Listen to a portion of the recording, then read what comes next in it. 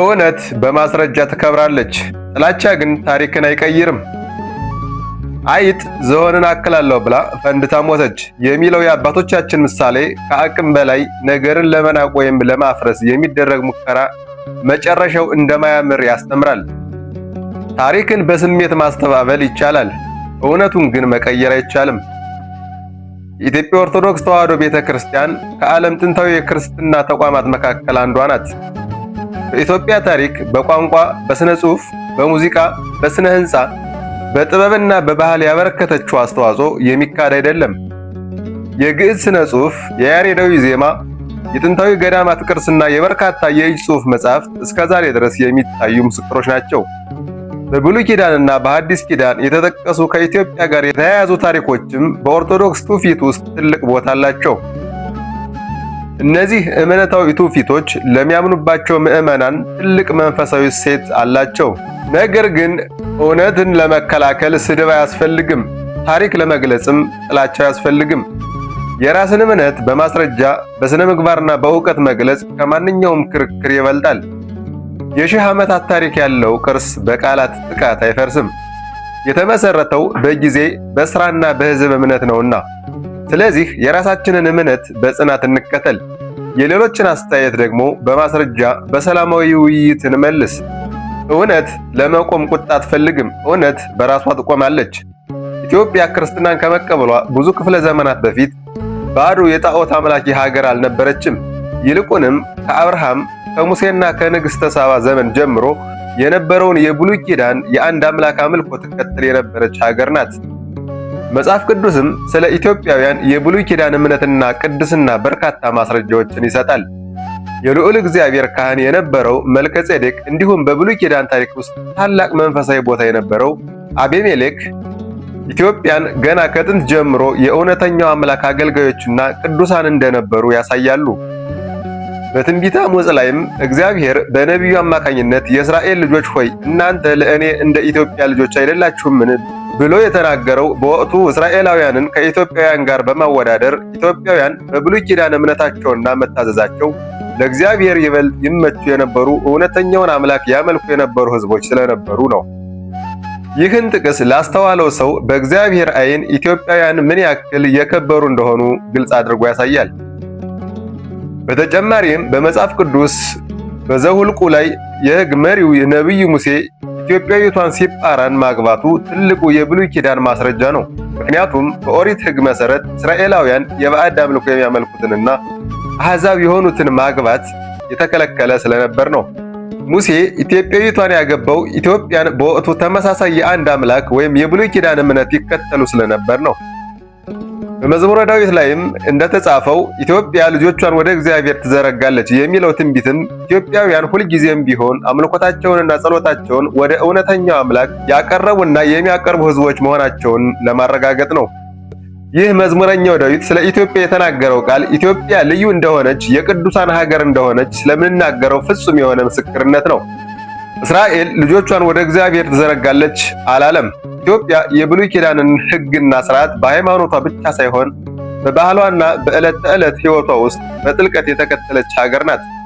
በሰሜን ኢትዮጵያ በተለይም በአክሱም፣ በየሃ፣ በላሊበላና በጣና ሐይቅ ዙሪያ በርካታ ኮረብታማና ተራራማ ቦታዎች የብሉይ ኪዳን የኦሪት መስዋዕት ይሰዋባቸው የነበሩ ቦታዎች ናቸው። እንደ አብርሃምና እንደ ሙሴ ሁሉ ኢትዮጵያውያንም በየኮረብታው ላይ መሠዊያውን እየሰሩ ለእግዚአብሔር መስዋዕት ያቀርቡ የነበረ ሲሆን በጣና ቂርቆስና በበርካታ የሰሜኑ ኢትዮጵያ ተራራማ ቦታዎች የሚገኙ የኦሪት መስዋዕት ማቅረቢያ ድንጋዮችና የመስገጃ ኮረብታዎች እስከዛሬ ድረስ የሚገኙ ቁሳዊ ማስረጃዎች ናቸው። አብዛኞቹ ጥንታዊ ገዳማት የተገነቡት በእነዚያ ቅዱስ ስፍራ ላይ ነው። በንግሥተ ሳባና በንጉሥ ሰለሞን ዘመን ታቦተ ሕጉ ወይም ታቦተ ጽዮን ወደ አክሱም መምጣቱ ደግሞ ሀገሪቱን በሰፊው የብሉይ ኪዳን እምነትና ሕግ ዋና ማዕከል አድርጓታል። የሕዝቡ የአመጋገብና የአለባበስ ሥርዓትም የዚሁ ሕግ መገለጫ ነው። ኢትዮጵያውያን የሚመገቡት የእንስሳት አይነት በኦሪት ዘሌዋውያን በምዕራፍ 11 ላይ ከተጠቀሰው የንጹህና የርኩስ እንስሳት ሕግ እንደ በግ፣ በሬ፣ ፍየል መብላትና እሪያ አለመብላት ወዘተረፈ ጋር ሙሉ በሙሉ አንድ ሲሆን ባህላዊ ነጭ ልብስና ነጠላ ማጣፋትም የኦሪት ካህናትና ምዕመናን የንጽህና ሥርዓት መገለጫ ነው። በአጠቃላይ የኢትዮጵያ የአለባበስ ስርዓት ቀጥታ ብሉይ ኪዳናዊ ነው። ሌላው ቀርቶ ኢትዮጵያ አጠቃላይ ሽታዋ ብሉይ ኪዳን ነው። ታቦትን በካህናት አሸክማ ማውጣት፣ ዝማሬ፣ እልልታና ከበሮ፣ ቅዳሜና እሑድ ሰንበትን አክብሮ መጠበቅ ሁሉ ንጉሥ ዳዊት በታቦተ ሕጉ ፊት ይዘምረው የነበረውን የብሉይ ኪዳን ስርዓት ቀጥታ የሚያሳይ ነው። ከብሉይ ኪዳን ወደ ሐዲስ ኪዳን ስንሸጋገር የአሕዛብ ሀገራት አጠቃላይ ከኢትዮጵያና ከእስራኤል ውጭ ያሉት ጣዖት አምላኪ የነበሩ ክርስትናን ሲቀበሉ የነበሩትን የጣዖት ምስሎች ሰብረው አዲስ እምነት ከባዶ በመጀመር የተቀበሉ ሲሆን ኢትዮጵያ ግን ከብሉይ ኪዳን ወደ ሐዲስ ኪዳን በተደረገ ቀጥተኛ መንፈሳዊ ሽግግር ነው ክርስትናን የተቀበለችው። በሐዋርያት ሥራ ምዕራፍ 8 ላይ የተጠቀሰው የኢትዮጵያ ንግሥት ህንደኬ ጃንደረባ ወደ ኢየሩሳሌም ሄዶ ይሰግድ የነበረው ኢትዮጵያ አስቀድማ የብሉይ ኪዳን እምነት ተካፋይ ስለነበረችና የክርስትናን መምጣት በጉጉት ስትጠባበቅ ስለነበር ነው። ጃንደረባው በሰረገላው ላይ ሆኖ ያነብ የነበረው በራሱ ቋንቋና ፊደል የተቀዳውን የነቢዩ የኢሳይያስን መጽሐፍ መሆኑ በወቅቱ የነበረውን የጽሑፍ የቋንቋና የትምህርት እድገት ያሳያል። ጃንደረባው ሲያነበው የነበረው ኢትዮጵያን ሲጠብቁት የነበረውን ትንቢት ነበር። ይህም እንዲህ ይላል: ተጨነቀ፣ ተሰቃየም፣ አፉንም አልከፈተም። ለመታረድ እንደሚነዳ ጠቦት በሾላቶችም ፊት ዝም እንደሚል በግ እንዲሁ አፉን አልከፈተም። ይህን ስለ ጌታችን አምላካችንና መድኃኒታችን ኢየሱስ ክርስቶስ የተነገረን ትንቢት ሲያነብ የነበረ ሲሆን ይህም ኢትዮጵያ የጌታችንን መምጣት ወይም መወለድ በተስፋ ስትጠብቅ እንደነበር ያሳያል። ያኔም ጃንደረባው አዲስ ሃይማኖት ፈጥሮ ወይም ይዞ የመጣ ሳይሆን ኢትዮጵያን አስቀድመው ያውቁት የነበረውን የነቢያቱን ትንቢትና የመሲሁን መምጣት ተስፋ በሐዋርያው ፊልጶስ አማካኝነት መፈጸሙን ተረድቶ ተጠመቀ። ወደ ሀገሩም ተመልሶ የክርስቶስን መወለድ መሰቀልና መነሳት የምስራች አበሰረ። ይህ ታሪክ የሚያሳየው ክርስትና ወደ ኢትዮጵያ በውጭ ኃይል ወይም በባዕድ አካል ተጭኖ ሳይሆን አስቀድሞ በነበረው የብሉይ ኪዳን እምነትና ተስፋ ላይ የተመሰረተ ሽግግር መሆኑን ነው። ትንቢቱ መፈጸሙን ምስክር ሆኖ መጣ፣ አበሰረ እንጂ አዲስ ሃይማኖት እኛ የማናውቀውን እንግዳ ትምህርት አላመጣም። ይህ የሚያስብ አእምሮ ያለው ሰው በቀላሉ ሊረዳው የሚችል በጣም ቀላል ጉዳይ ነው። የኢትዮጵያ ኦርቶዶክስ ተዋሕዶ ቤተክርስቲያን የእውነት መንገድ ስለሆነች የሚቀኑባት ጠላቶቿ ባይቀበሉትም እውነታው ግን ይህ ነው። ይልቁንስ የነፍስ ጉዳይ ስለሆነ እውነትን መርምራችሁ ከጥፋት ተመለሱ፣ ወደዚች እውነተኛ የብርሃን መንገድ ወደ ሆነችው ወደ ብቸኛዋ የመንግስተ ሰማያት መግቢያ በር ኑ። በአንደኛው ክፍለ ዘመን በጃንደረባው የምስራች አብሳሪነትና ምስክርነት መሰረት የተጣለው የሐዲስ ኪዳን እምነት እየተስፋፋ ሄዶ በአባ ሰላማ ከሳቴ ብርሃንና በንጉሥ ኢዛና ዘመነ መንግስት በአራተኛው ክፍለ ዘመን የሀገሪቱ መንግስት ሃይማኖት ሆኖ ታወጀ። ይህ የሆነው አብዛኛው የዓለም ሕዝብ ገና በጣዖት አምልኮ ውስጥ በነበረበትና ክርስቲያኖችን ያሳድድ በነበረበት ዘመን ነው። በኋላም በአምስተኛው ክፍለ ዘመን መጨረሻ አካባቢ ከሮምና ከሶሪያ የመጡ 9 ቅዱሳት አባ አረጋዊ፣ አባ ጰንጠሌዎን፣ አባ ገሪማ፣ አባ አፍጼ፣ አባ አሌፍ፣ አባ ጉባ፣ አባ ሊቃኖስ፣ አባ ጽህማ፣ አባ ይስሐቅ ወይም ገሪማ አማካኝነት ነው። ይልቁንም የኢትዮጵያውያን ታላቅ ቅድስና የአንድ አምላክ አምልኮ መሰረትና መንፈሳዊ ሰላም ዝናንም ሰምተው በሀገሪቱ ቅድስና ተሰባስበው ለመባረክና በዚህ ለመኖር ፈልገው ነው። መጽሐፍትን ወደ ግዕዝ በመተርጎምና ገዳማትን በመስራት የነበረውን እምነት አበለጸጉት እንጂ አዲስ እምነት አላመጡም። በመሆኑም ኢትዮጵያ በቤተ ክርስቲያን አስተምህሮ ምድራዊቷ ብሔረ ሕያዋን ወይም የቅዱሳን የጸሎት ምድር በመባል የምትታወቅ ሲሆን በጥንታዊ ዘመንም ሆነ በአሁኑ ዘመን በዓለም ዙሪያ ያሉ ቅዱሳን አባቶችና ባህታውያን በረቂቅና በመንፈስ የሚሰባሰቡባትና የሚያመልኩባት የተቀደሰች ምድር ናት። የክርስትና ሃይማኖት በኢትዮጵያ መጤ ነው የሚለው አባባል የታሪክ የአርኪኦሎጂና የሃይማኖት እውነታዎችን ካለማገናዘብ እንዲሁም ከበታችነትና ከጥላቻ ስሜት የሚመጣ የተሳሳተ ትርክት ነው።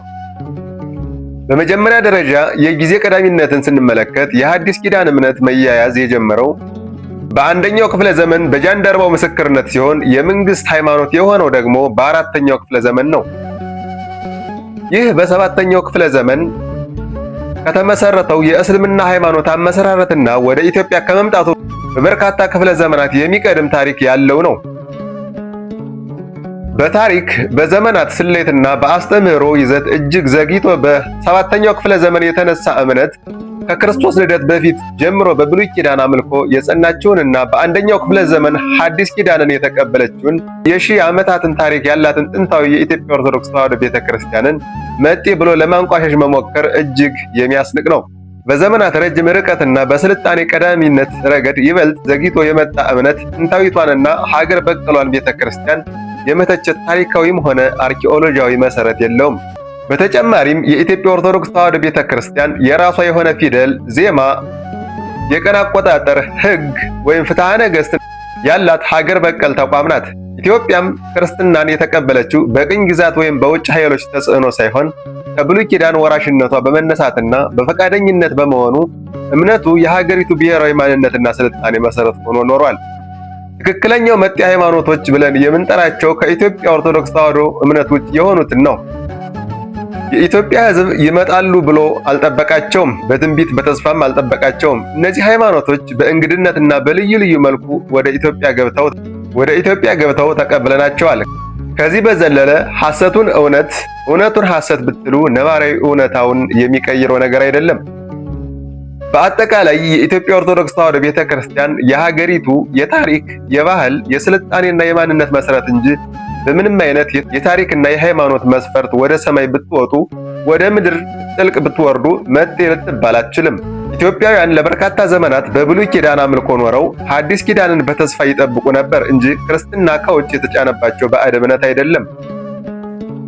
የብሉይ ኪዳኑ መስዋዕት፣ የተራራዎች አምልኮ፣ የመልከጼዴቅና የአቤሜሌክ ቅድስና፣ የነቢዩ ሙሴ ጋብቻ፣ በርካታ የመዝሙረ ዳዊትና የነቢዩ አሞጽ ትንቢቶች፣ የጃንደረባው ምስክርነት እንዲሁም የዘጠኙ ቅዱሳን ወደ ቅድስቲቱ ምድር መምጣት ወዘተረፈ ሁሉም የሚያረጋግጡት ኢትዮጵያ የኦሪትና የወንጌል ባለቤት መሆኗን ነው። ስለዚህ የኢትዮጵያ ክርስትና ሀገር በቀል ከጥንት አምልኮ የቀጠለና የታሪክ መሰረት ያለው እንጂ በምንም አይነት መንገድ መጤ ሊባል የማይችል ታላቅ መንፈሳዊ ውርስ ነው። ኑ ወደ ብቸኛዋና እውነተኛዋ መንገድ ኦርቶዶክስ ተዋሕዶ ሃይማኖት